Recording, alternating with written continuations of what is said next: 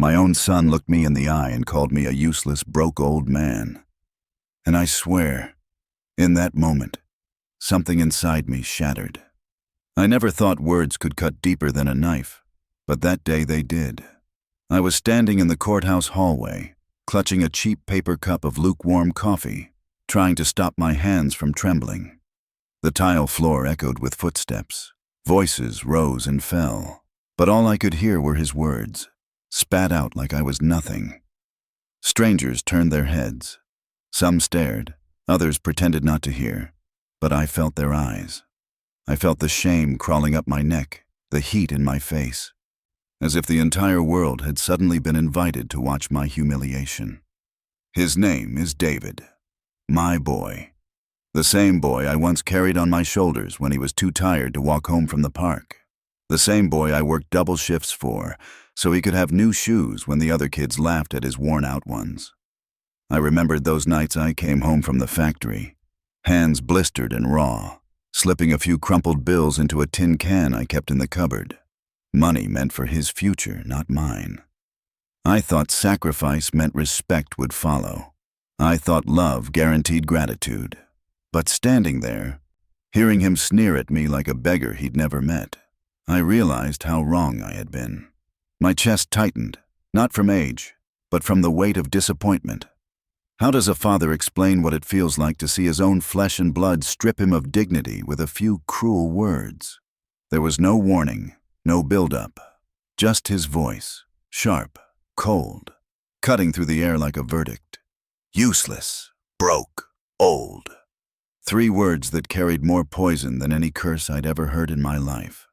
I tried to swallow it down, to hide the sting, but my lips trembled, betraying me. I lowered my eyes to the floor, because if I kept looking at him, I would remember too much. I would remember the nights he cried in my arms when he was little and the world felt too big for him. I would remember the promise I whispered to my wife on her deathbed, that I'd protect him, even from himself. I wanted to scream that he was wrong, that I was not useless, that I had given everything I had and more. But the words stayed trapped in my throat, tangled with grief and disbelief. And then, just when I thought I had no air left, another thought surfaced, sharp and undeniable. If I was so broke, so useless, then why was my name still written on the very house he slept in every night? Why were the papers tucked away in the bank vault still carrying my signature, not his? That truth hovered on my tongue like a secret too heavy to reveal. I didn't say it then. I didn't need to, not yet. But I knew one day, very soon, those same words he threw at me would come back to haunt him. I turned my gaze toward the courtroom doors, my heart pounding louder than the voices around me. He thought he'd buried me under shame. He thought I had nothing left. But he didn't know the truth I carried, the truth that could change everything. And as I shuffled forward, I whispered to myself, let him laugh now. The day is coming when he won't be laughing anymore. Before he ever learned how to wound me with words, I gave him every ounce of strength I had left. I think back to those early years, when respect still existed between us, when my son David would run toward me at the factory gates, his small hands reaching up as if I was his whole world. I can still feel the weight of him on my shoulders, his laughter ringing out as I carried him home down the cracked sidewalks. Back then, I didn't mind the grease under my nails or the sweat dripping down my back. It all felt worth it, because I believed the life I was giving up was building a better one for him. There were nights I'd come home from the late shift, my body aching in ways I never told anyone about. I'd sit quietly at the kitchen table, staring at the bills spread across the wood. Rent, utilities, food, medicine. Somehow, there was always more month than money. But I never let him see the fear in my eyes. Instead, I smiled, tucked away a few folded bills into that old tin can in the cupboard, and told him we'd be all right. That tin can was my secret promise, that no matter what, his future would not look like my past. I remember teaching him how to ride his bike in the back alley one summer. He fell 3 times, scraped his knees bloody, but he kept looking at me, waiting for my nod to try again. "You can do it, son," I told him. And when he finally pedaled on his own, wobbling but steady, his grin was wider than the sky itself. That was the moment I thought, this boy will always know I believe in him. That belief would protect him like a shield. I didn't know then that one day he would use that shield against me. And then there was his graduation. I stood in the crowd with my chest swelling so high I thought it might burst, clapping until my hands stung when they called his name. My wife, God rest her soul, squeezed my arm and whispered, "We did it." She was right. We had done it together, through years of sweat and sacrifice. What I didn't know was how quickly that respect we earned could wither once she was gone. The shift came slowly, like a storm creeping over the horizon. At first, it was small things. His eyes rolling when I repeated myself. His sighs when I asked for help carrying groceries. His voice tightening when I reminded him of his responsibilities. But the real fracture happened the night my wife died. She was the glue between us, the gentle voice reminding him to honor me, to see me not as a burden but as a father. Without her, the bond began to unravel thread by thread. I remember sitting beside her bed, her hand in mine, her voice weak but certain. "Promise me," she whispered, "you'll protect him, even when he doesn't deserve it." I nodded, tears soaking her sheets, because how could I say no? I thought I understood what she meant. I thought I was strong enough. But I didn't realize that protecting him would one day mean protecting him from the very choices he would make against me. That promise still lives in me, twisting my heart every time I think about it. And it was that very promise that led me years later to step into his home, into a room that wasn't really mine, under rules I never agreed to, wondering how everything we built together could collapse so quickly.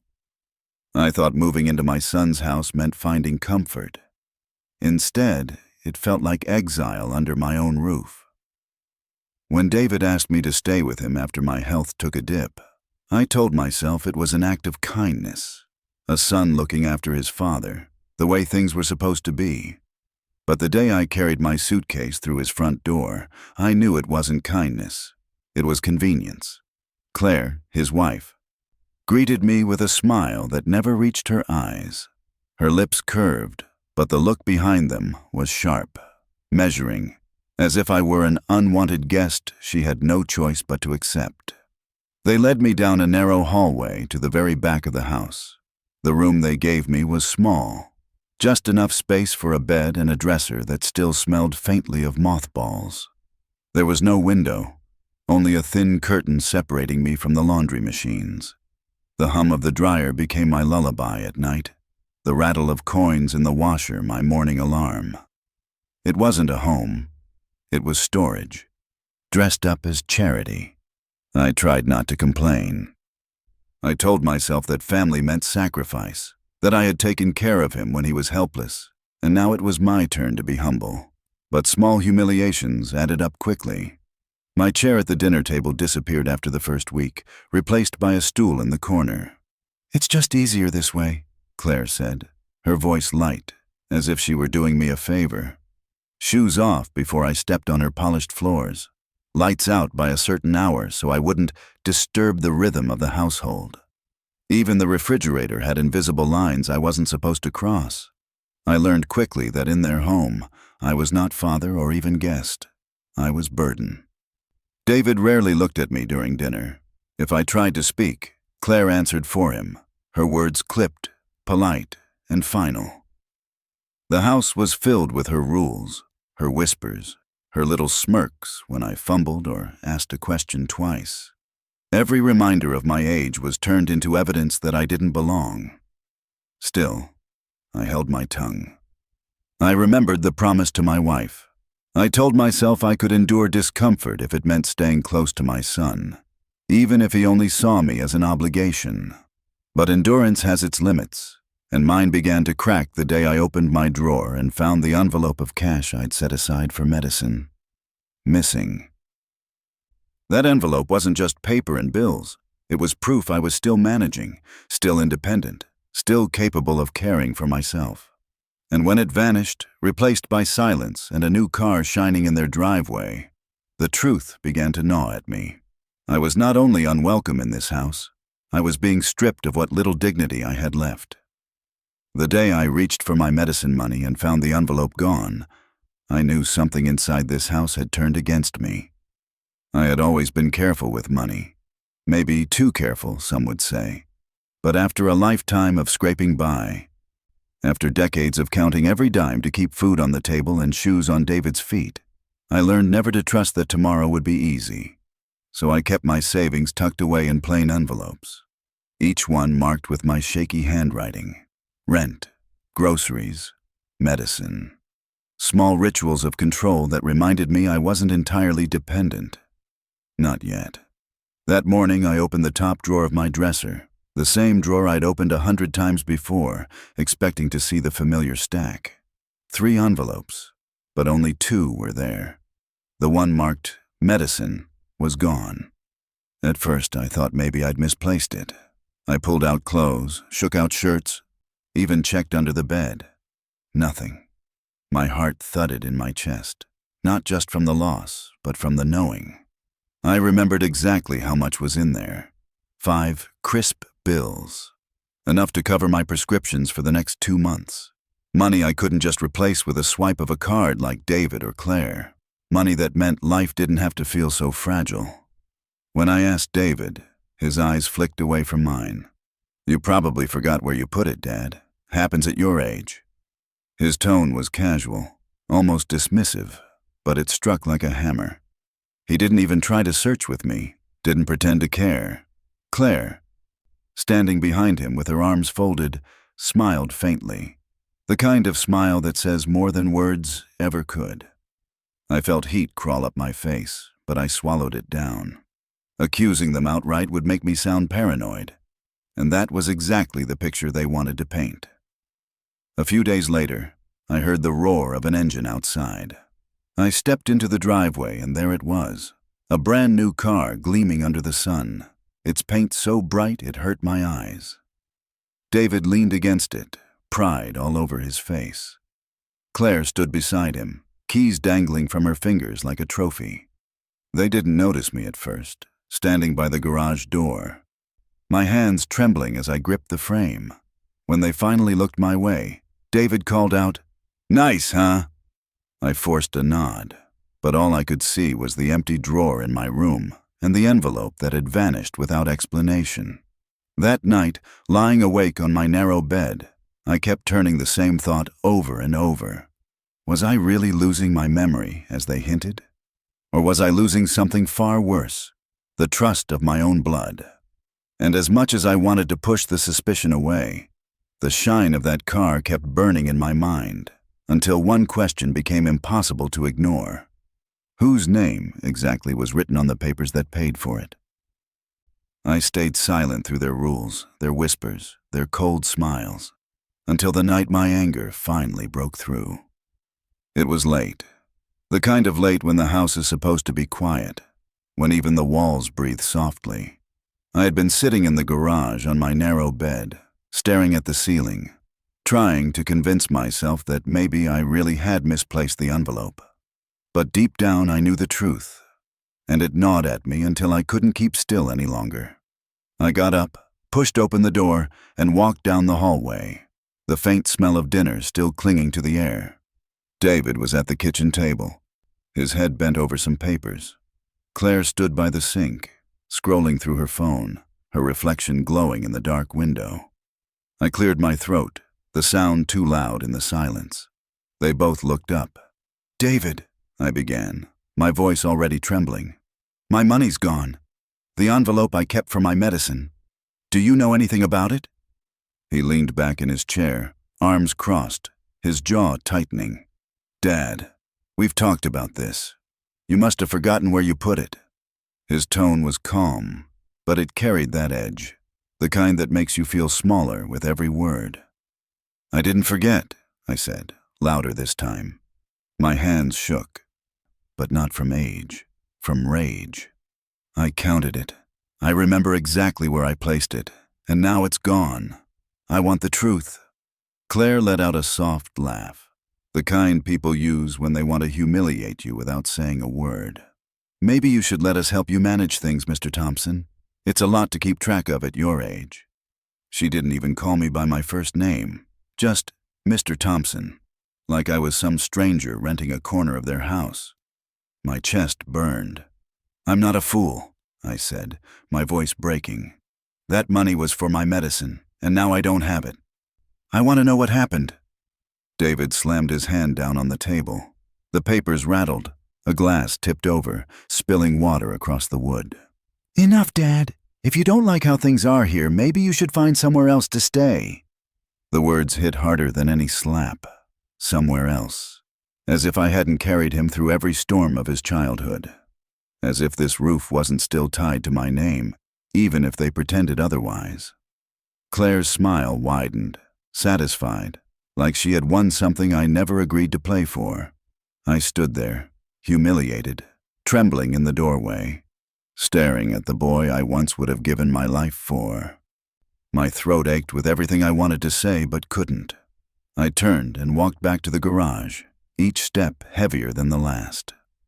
But that night, lying awake in the cold, I made myself a promise. If they thought I was powerless, if they thought they could strip me of dignity and throw me out like yesterday's trash, they were going to learn otherwise. And they would learn it soon. They didn't throw me into the street that night, but they might as well have, because the garage was no home for a father. The next morning, I woke to find my bed pushed further back against the cold cement wall. A stack of boxes had been shoved into the corner, leaving me barely enough space to move. Claire's voice echoed down the hallway, bright and false, as she announced to David that the garage would be more practical for me. Practical. That was her word. Not cruel, not humiliating, practical. So they cleared out the gardening tools, set an old cot against the wall, and told me this would be my room.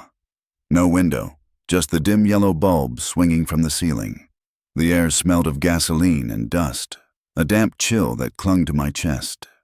At night, the sound of rats scratching in the rafters kept me awake, reminding me just how far I had fallen in their eyes. I tried to keep quiet. I folded my clothes neatly on a single chair, lined up my shoes by the door, did everything I could to make that garage feel less like punishment. But no matter how hard I tried, I could not escape the truth. I had been exiled under the same roof where I once rocked my grandson to sleep. They didn't call it banishment, but I felt it in every breath of cold air that seeped through those thin walls. One evening, as I sat hunched over, a thermos appeared on the step outside the garage. A note tucked beneath it read, "Stay warm. Psalm 46:1. It was from Ruth, the neighbor who lived alone across the street. Somehow, she knew. Maybe she had seen me dragging my blanket out there, or maybe she had simply recognized the look of a man being broken down. That small kindness nearly undid me. I held the thermos close, the warmth seeping into my hands, and whispered a thank you into the empty night. Inside the house, laughter floated through the walls. David's and Claire's voices, muffled but clear. They lived as though I didn't exist, as though I wasn't out there with the lawnmower and the rusted tools. Sometimes I caught glimpses of their dinners through the kitchen window, the glow of candles, the shine of silverware. I ate cold sandwiches from a paper bag. My chair at the table was gone, my place erased. And yet, despite the humiliation, I endured it. Because I told myself I had no choice. Because I clung to my wife's dying words, promising to protect David even when he didn't deserve it. But one night, as I adjusted my thin blanket, I noticed something strange sticking out from under the garage door. An envelope, thick and official-looking, stamped with the mark of a law office. David's name written across the front. My hands shook as I picked it up, a dread curling in my stomach. I hadn't opened it yet. But I knew this wasn't just another insult. This was the start of something far worse. I thought losing my dignity was the worst they could take from me. until I opened that envelope and saw they were after my very life. The paper was stiff, heavy in my hands, the kind of paper meant to look important. My name was printed at the top in bold letters, followed by words that made my breath catch in my throat. Petition for guardianship. I read it once, then again, hoping my eyes were playing tricks on me. But the meaning didn't change. My own son was asking the court to strip me of control over everything I owned, my money, my accounts, even the right to decide where I lived. My chest tightened as I scanned the lines. His lawyer had painted me as forgetful, declining, incapable of handling my affairs. Assets unknown, likely none, it said. Likely none. As if I hadn't worked my entire life, as if every sacrifice, every blister, every dollar saved had simply vanished into dust. The more I read, the colder the garage felt. My own son, the boy I'd once carried on my shoulders, was building a case to take my freedom away. And the worst part? On paper, it almost looked convincing. I was old. I did forget things sometimes. I repeated myself more than I used to. But none of that made me incompetent. None of that gave him the right to take away what little independence I still clung to. That night I lay awake, staring at the rafters, listening to the sound of Claire's laughter drifting from inside the house. They weren't just planning this. They were celebrating it. The realization made me sick. I thought of my wife's face, pale and fading in that hospital bed, her whisper still fresh in my ears. Protect him, even when he doesn't deserve it. But how could I protect him when he was sharpening the knife against me? In the days that followed, letters started arriving, summons, notices, appointments for evaluations I hadn't agreed to, doctors asking questions about my memory, my health, my finances, strangers deciding if I was still a man or just a burden. Each test felt like another nail in a coffin I hadn't climbed into yet. And David stood by silently, watching it all unfold, his eyes cold and distant. I wanted to shout, to shake him, to remind him of every sleepless night I'd worked to give him a life. But all I could do was clutch those papers and feel the walls closing in. They wanted to make me small enough to erase, weak enough to control. But somewhere deep inside, beneath the shame and the fear, a spark refused to die out. They thought I had no assets, no secrets, no fight left in me. They thought they could write me off on a sheet of paper. What they didn't know was that in a small bank branch I hadn't stepped into in years, there was a truth waiting to surface. A truth tied to my name, not theirs. And once it came to light, everything they believed about me would collapse like a house of cards. When I saw my name dragged through those papers, I remembered something David had forgotten. The bank I hadn't stepped into in years still carried pieces of my life he knew nothing about. I can still picture that small branch, tucked on the corner near the old grocery store, the one that closed its doors long before David ever cared to notice. It wasn't just a place for deposits and withdrawals. It was where my wife and I made promises to each other. After she passed, I avoided it. The smell of the polished wood counters, the way the tellers greeted us by name, it was all too much, like reopening a wound that never healed. But now, faced with David's petition, the memory came rushing back like a lifeline I had nearly forgotten. I saw us again, me and her, sitting across from the branch manager, Mr. Keene. He was younger then, sharp suit, kind eyes. She had insisted we set something aside, a safety net. "For the day he forgets who you are," she said quietly, her hand squeezing mine under the desk. At the time, I laughed it off. David was still respectful then, still full of promise, but she was serious. We opened a certificate of deposit in my name only, with the death benefit from her insurance. She called it our last shield. I hadn't touched it since. The thought of it now made my hands shake. Could it still be there? Could it be the one thing standing between me and the guardianship papers that painted me as penniless? I didn't know. The branch had closed years back, and I hadn't spoken to Mr. Keene since. But the image of that signature, bold and certain in my hand, wouldn't leave me. I shuffled through my old belongings that night, my fingers brushing past worn photographs and yellowed receipts, until I found it. A brass key, small and cold, with the bank's emblem stamped into the metal. I'd carried it on my ring for decades without thinking, just a relic from another time. Now it pulsed in my palm like a secret finally remembered. The next morning I gathered what strength I had and took the bus downtown to the main branch.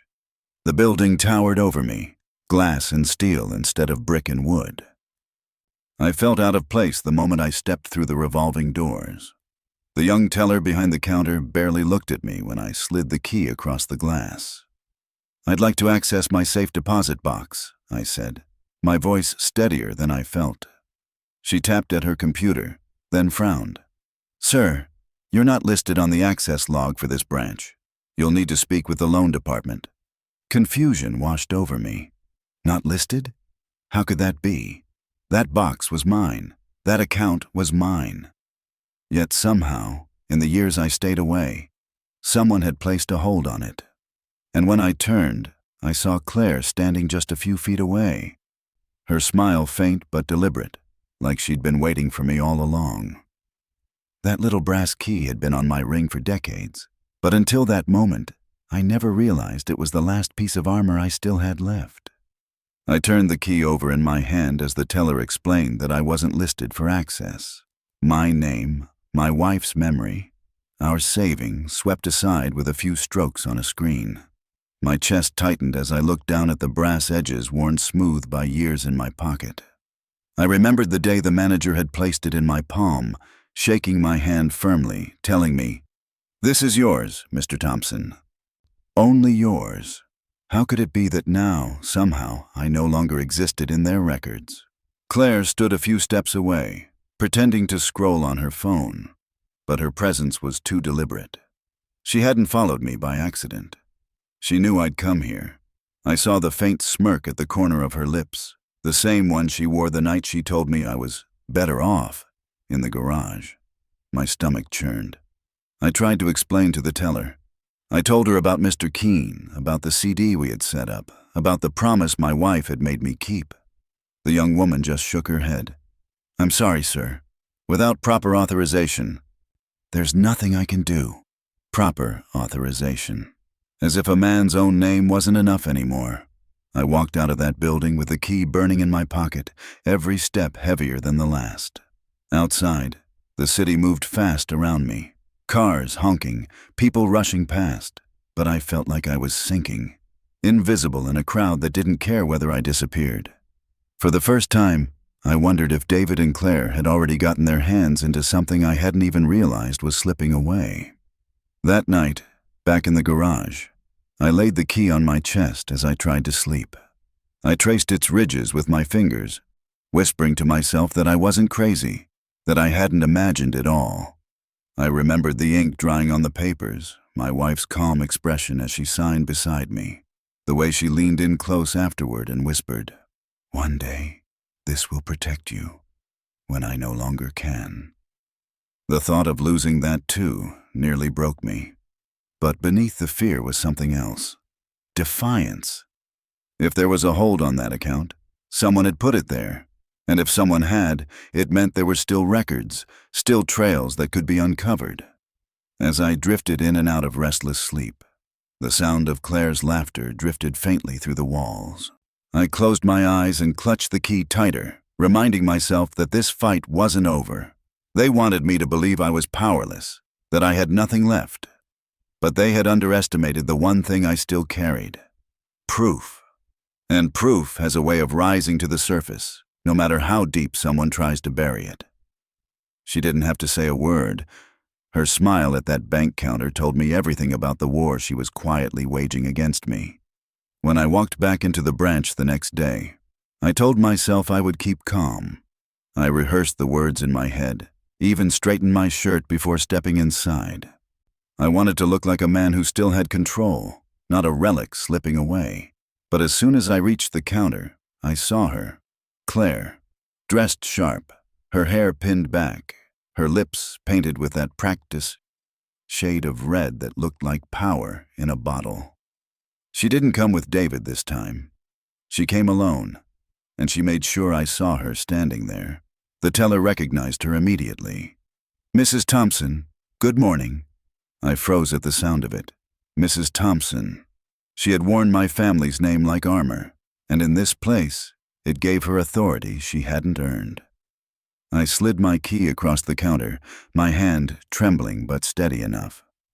"I need to access my box," I said.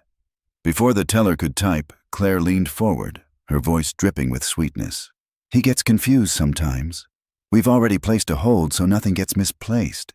You understand?" The teller glanced at me, her expression hesitant, almost pitying. I felt heat crawl up my face. Confused. Misplaced. Words that painted me not as a man, but as a liability.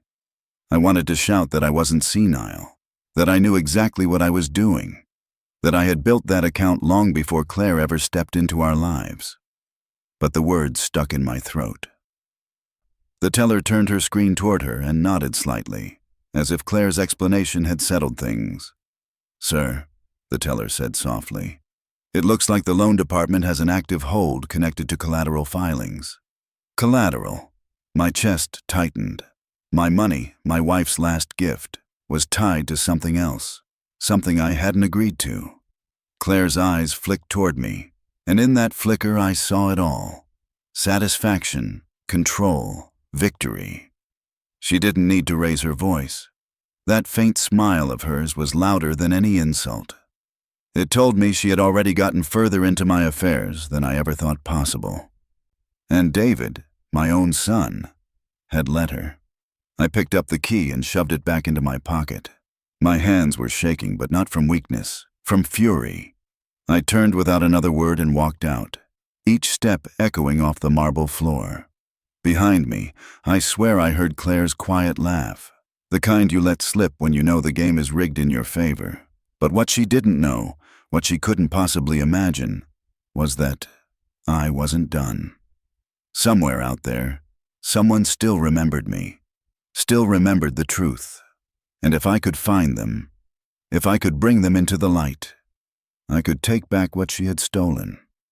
I could remind my son and the world that I was not useless, not yet.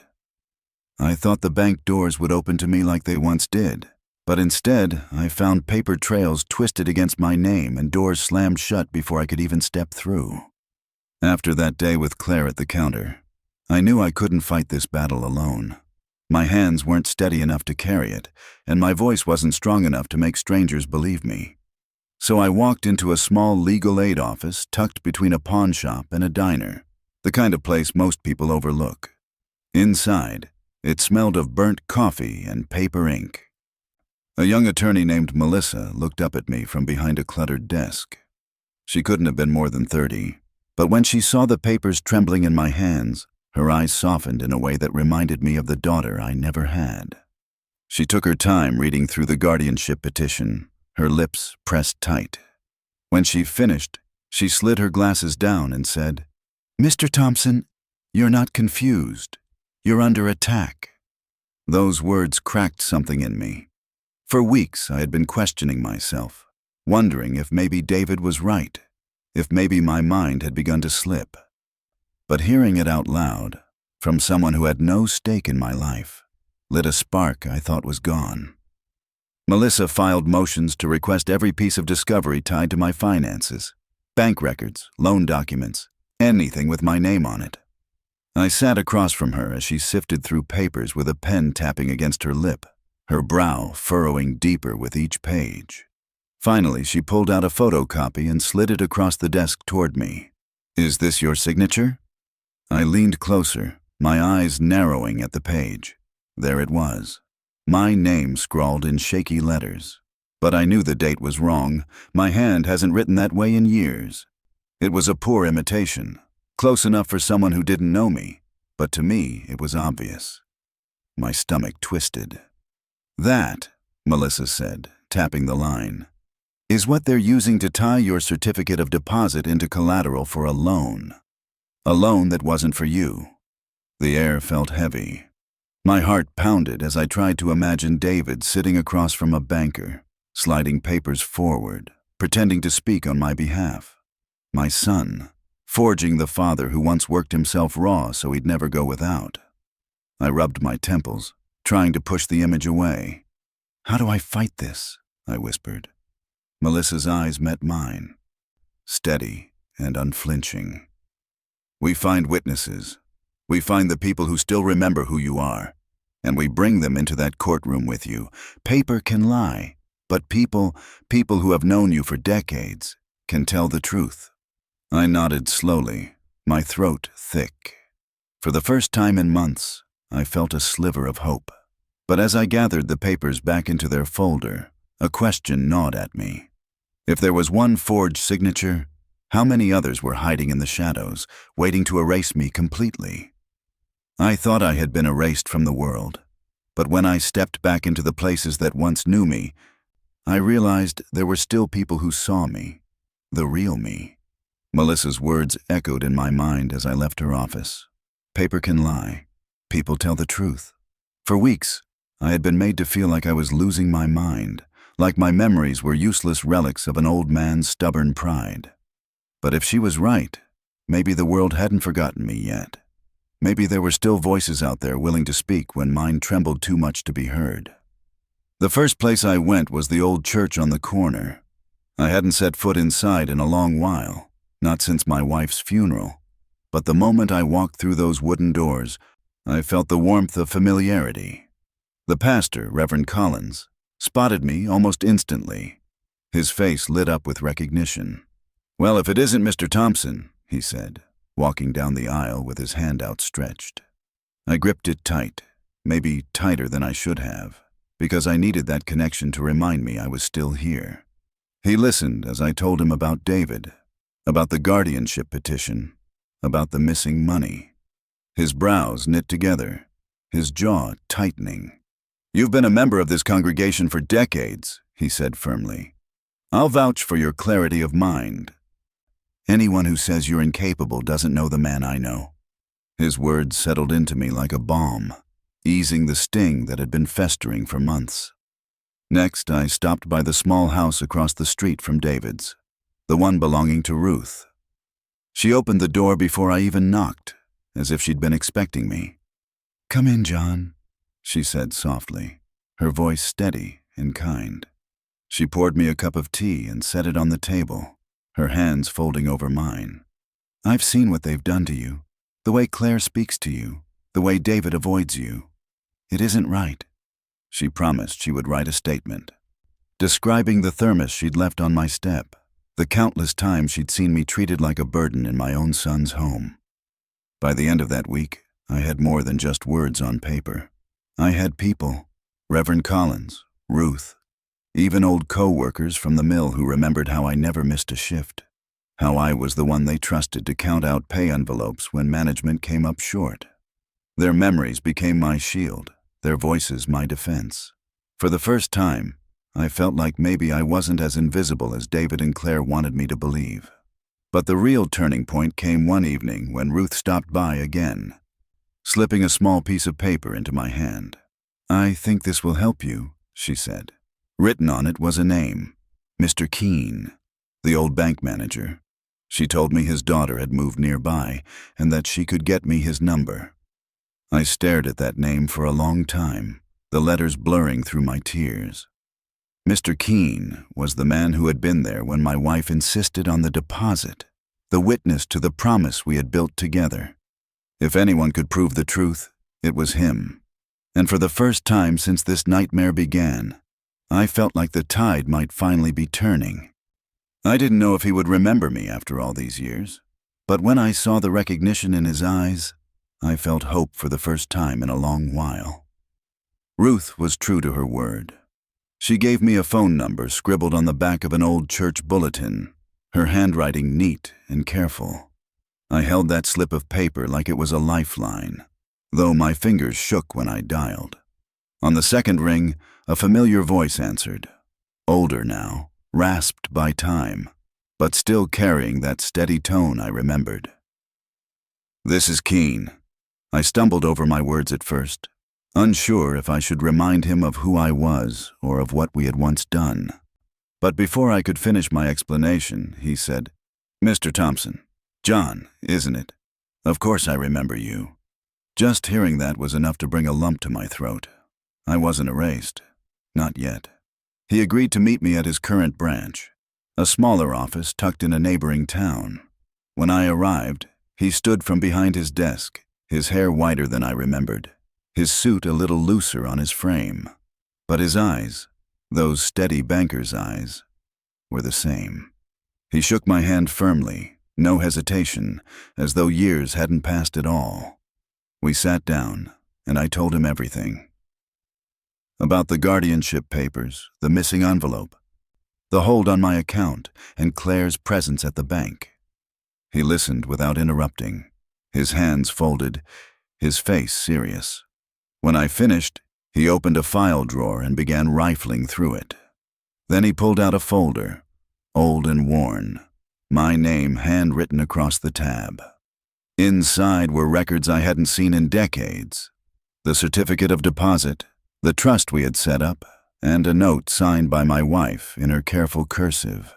She had written, "This account is to remain in John Thompson's name alone, for his protection and future." My throat closed as I traced the ink with my finger. She had thought of me even as her life was slipping away. Mr. Keene leaned back in his chair. "If your son used this as collateral without your consent, that's fraud. And if they forged your signature, it's a crime."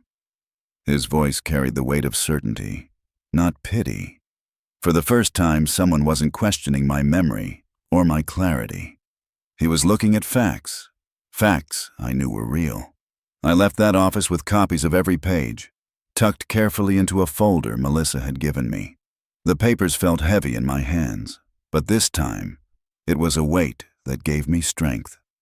For months, I had been fighting shadow, made to doubt myself at every turn. Now I had something solid, something undeniable. As I stepped back onto the street, the wind sharp against my face, I whispered to my wife, "You were right. You knew this day would come." And for the first time since her passing, I felt like she was walking beside me again, carrying me toward the fight I knew was waiting in that courtroom. The night before court, I didn't sleep.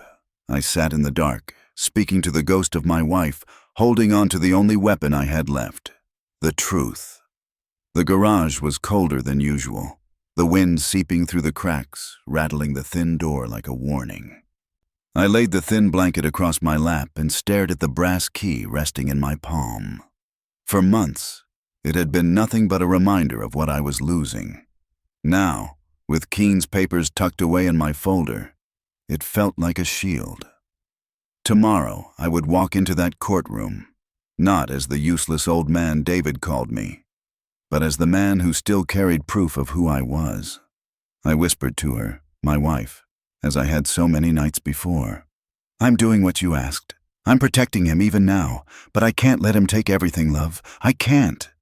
My voice cracked, tears catching in my throat. It wasn't just fear of losing my rights. It was the shame of realizing how far my own son had fallen, how far we had drifted from the boy who once clung to my hand and begged me never to leave his side. I pulled the brass key off my ring and slipped it into my shoe. A strange habit, maybe, but I didn't trust anyone anymore. Not after Claire's smirk at the bank, not after the missing envelope, not after forged signatures showed up in black and white. If they wanted to strip me bare, they'd have to dig deeper than my dresser drawers. The hours crawled by. From inside the house, I heard muffled laughter, the clinking of glasses, the sound of music. They were celebrating something, though I couldn't tell if it was my defeat or just their own comfort in knowing they had the upper hand. I sat hunched on the cot, my hands clasped, my mind racing through what would come. Would the judge see me for who I was? Or would they believe the story written on forged papers and whispered behind polished smiles? Near midnight, I finally closed my eyes, exhaustion pressing down. But then, footsteps. Slow, deliberate, just outside the garage. I sat up, heart pounding. The doorknob rattled softly, then stopped. Silence followed, heavy and sharp. I didn't move, didn't breathe, until I heard the creak of the porch steps and the faint slam of the back door. I reached down into my shoe, fumbling until my fingers brushed the brass ridges of the key. Still there. Safe. But the message was clear. Someone had tried to get to me, or what I carried, before morning. I lay awake until dawn, the sound of the wind rattling the garage door like an omen. By the time the first light spilled through the cracks, I knew one thing for certain. Tomorrow would not just be another court date. Tomorrow would decide whether I walked out a man or disappeared under the weight of their lies. At 9 o'clock that morning, I walked into the county courthouse with my head bowed, carrying more than just a folder of papers. I carried the weight of a father who'd been branded useless by his own son. The courtroom smelled faintly of old wood and stale coffee. Rows of benches creaked as people shifted, murmurs rising and falling like waves. I sat at the front with Melissa, my attorney, my hands clenched around the folder that held everything Mr. Keene had given me. Across the aisle, David and Claire sat side by side, polished and proud. David wouldn't meet my eyes. Claire, though, she looked at me directly.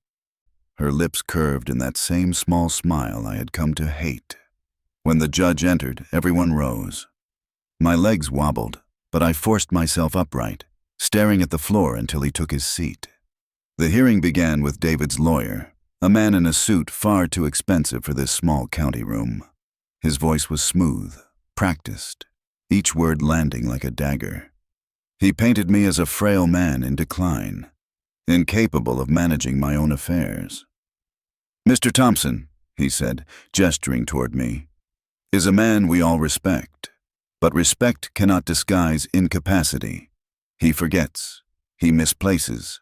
He struggles with basic tasks. Guardianship isn't punishment. It's protection." The words twisted around me like a noose. I wanted to shout that I remembered everything, that my mind was still sharp, that I wasn't some doddering fool. But when Melissa nudged me to speak, my throat tightened. My voice cracked as I tried to explain the missing envelope, the sudden car purchase, the nights in the garage.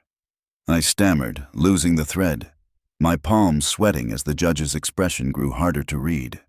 From the corner of my eye, I saw Claire tilt her head, her smile faint but victorious. David kept his eyes on the table, refusing to look at me. Each second that passed felt like a hammer pounding into the coffin they had built around my name. The judge leaned forward, his hands folded. "Mr. Thompson," he said gently, "I don't doubt your sincerity, but the concern here is your capacity to manage affairs responsibly. The evidence presented suggests otherwise." My chest collapsed in on itself. Was this how it ended? After decades of working, saving, protecting, was I going to be declared incompetent in front of strangers? My heart pounded, sweat dripping down the back of my neck. I gripped the folder in my lap, but even then, doubt clawed at me. Would anyone believe me? Or was I just an old man clinging to ghosts? The judge cleared his throat, his eyes lowering toward the papers in front of him. "Unless there is compelling evidence to the contrary, I am inclined to grant guardianship." The words cut through me like ice. Compelling evidence. My breath caught as Melissa's hand brushed mine, steadying me. She rose to her feet, her voice firm, clear, and louder than I had ever heard it. "Your Honor, we do have new evidence," she said, holding the judge's gaze, "and a witness who can testify to its validity." The room stirred, murmurs echoing off the walls. My head snapped toward her, disbelief flooding through me. A witness? My pulse raced, my hope flickering like a light in the dark. The judge adjusted his glasses. "Very well," he said. "Let the witness be called." And then the bailiff's voice rang out, filling the courtroom like a thunderclap. "Bank manager to the stand." The moment Melissa rose and spoke those words, objection, new evidence, the air in the courtroom shifted. as if every soul in that room knew something was about to break wide open. The judge leaned back, brows lifted, his gavel resting loosely in his hand. David's lawyer adjusted his tie, irritation flickering across his polished face. Claire sat straighter, her eyes narrowing, her smile fading for the first time since this ordeal began. And me, I sat frozen, my heart thudding in my chest so hard I thought the entire courtroom might hear it. Melissa spoke with a calm that belied the weight of her words.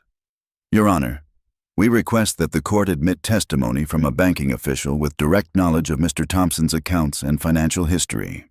This evidence directly contradicts the claim that he has no assets and is incapable of managing his affairs."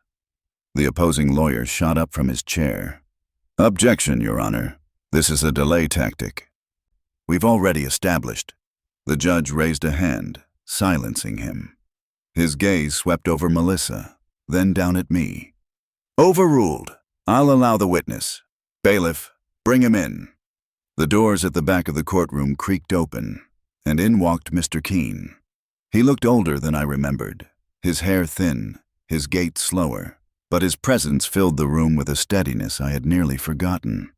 He carried a leather folder tucked beneath his arm, his eyes scanning the benches until they landed on me. And then he nodded. Just once, a small gesture, but it felt like the first breath of air after drowning. Claire shifted in her seat, whispering furiously to David, who refused to look up. My son's hands gripped the edge of the table so tightly his knuckles turned white. The bailiff swore him in, and Mr. Keene adjusted his glasses as he settled into the witness chair. Melissa stepped forward, her voice measured. "Mr. Keene, can you state your occupation for the record?" "Retired bank manager," he said firmly. "I managed the Westfield branch for 20 years. And during that time, did you have occasion to meet Mr. John Thompson?" "Yes," he replied without hesitation, his gaze flicking to me. "I assisted him and his late wife in setting up a certificate of deposit and a trust account, in his name only." The words rang through the room, clear as a bell. I felt tears sting my eyes, my hands trembling in my lap. The judge leaned forward, interest sharpening in his expression. The opposing lawyer scrambled through his notes, his face paling. Claire's smile was gone now, her lips pressed into a thin, bloodless line. Melissa nodded, her voice steady. "And to your knowledge, Mr. Keene, were these accounts ever authorized to be used as collateral by Mr. Thompson's son or his spouse?" "No," he said flatly. "That would have required his personal presence and signature, and I can testify that any such documents claiming otherwise are fraudulent." The silence that followed was deafening. For months, I had been treated as though my words meant nothing, my memories dismissed, my dignity stripped away. But now, the truth was no longer mine alone. It stood in the middle of that courtroom, undeniable, carried on the steady voice of a man who remembered exactly who I was. And in that silence, I finally saw it, the first crack in their carefully built lie. When Mr. Keene spoke my name in that courtroom, he gave it back to me. He stood up and reminded everyone that I was still a man, not a shadow. The papers he carried looked ordinary at first, just ink and signatures on white sheets. But to me, they were as powerful as any weapon. He laid them carefully on the stand, his hand steady, his voice carrying through the room. "This certificate of deposit," he said, holding it up, "was opened solely in the name of John Thompson. It was never transferred, never altered, never authorized for use by anyone else." Melissa stepped closer. "Mr. Keene, can you also confirm whether this account was used as collateral for loans tied to Mr. Thompson's son?" He adjusted his glasses and nodded. "Yes, it was pledged as collateral, but not by Mr. Thompson. The signature on that loan agreement is a forgery. I can say that with certainty because I notarized the original documents when the account was created. I know his handwriting. I know his mark." Gasps rippled across the benches. I felt the room tilt, my breath catching in my throat. For months I had been told I was confused, that my memory was faulty, that I had misplaced things and imagined insults. But here, in black and white, the truth was undeniable. Melissa asked him to read the note my wife had written all those years ago, the one we placed in the file with the deposit. His voice softened as he read, "This account is for my husband, John Thompson, to protect him when I can no longer be here." My eyes blurred with tears. I gripped the edge of the table, my body trembling as if her hand had just touched mine from beyond the grave. She had known. She had prepared for this. Across the aisle, Claire's face was pale, her jaw tight. She leaned toward David, whispering sharply, but David's hands never left the table. He looked smaller somehow, his shoulders hunched, his face turned downward. My son, the boy I had raised with every ounce of strength in me, sat in silence while the lies unraveled around him. The judge leaned forward, his tone grave. "Mr. Keene, in your professional opinion, were fraudulent actions committed against Mr. Thompson's account?" "Yes," he said firmly. Without question. The weight of those words filled the courtroom. My heart pounded, not with fear this time, but with something I hadn't felt in months: vindication. Mr. Keene had not just testified. He had stood with me, spoken my name with respect, and in doing so, given me back the dignity my own son tried to strip away. And as the judge's gavel tapped lightly against the bench, I knew the tide had turned. The truth was finally in the open, but the avalanche had only just begun. Once the first crack appeared in their lie, the whole thing came crashing down. Proof after proof, page after page, until there was nowhere left for them to hide. Melissa moved swiftly, her voice cutting through the silence like a blade. "Your Honor, with the court's permission, we'd like to enter into evidence the complete file of Mr. Thompson's account, along with supporting documentation that shows clear fraudulent activity." The judge nodded, and Mr. Keene handed over the folder. As Melissa laid each piece on the table, the room seemed to shrink. There were teller logs showing dates when I was supposedly present at the bank, but the signatures didn't match. There were records of late-night transfers linked to David's name, withdrawals that carried notes reading, "Authorized by Guardian." Guardian, when no guardianship had ever been approved. And then came the texts. Melissa held them up, printed in black and white. Words from Claire to David, messages that made my stomach twist. "We can make it look like he signed. Just say he forgot. No one will question an old man. Once it's done, the house is safe." The courtroom buzzed with murmurs. I saw people on the benches lean forward, shaking their heads, their eyes darting toward my son and his wife. Claire's face flushed red, her lips pressed into a thin, furious line. David sat stone still, his jaw locked, his knuckles white against the wood of the table. He couldn't look at me. Melissa pressed on. "Mr. Thompson has been painted as forgetful, incapable, and penniless. But the truth is here in these records. His assets were stolen, his identity forged, and his dignity trampled. This was not a mistake. It was a scheme." The judge's face hardened as he scanned the papers, his gavel tapping once, twice, in thought. My chest swelled with something I hadn't felt in so long: justice pressing through the cracks of despair. I looked at David then, really looked at him. My boy. The child I once carried home from the park. The teenager I worked double shifts for. The man I believed would carry my name with pride. He kept his eyes fixed on the table, but his shoulders shook slightly, as if the weight of his choices had finally found him. Claire leaned closer, whispering, but he didn't respond. For the first time, I wondered if even he was beginning to realize just how far they had gone. Melissa's voice softened as she closed her argument. "This man is not useless. He is not incompetent.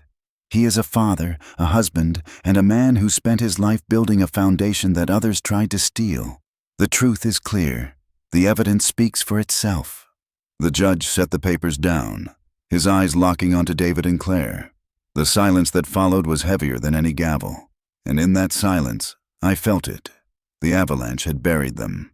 All I had to do now was wait for the verdict.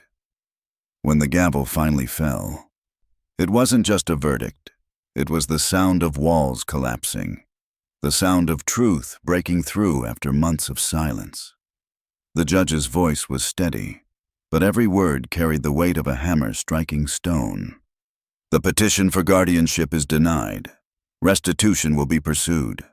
The bank will conduct a full audit of the accounts in question, and this court will not tolerate further misuse of Mr. Thompson's name or assets.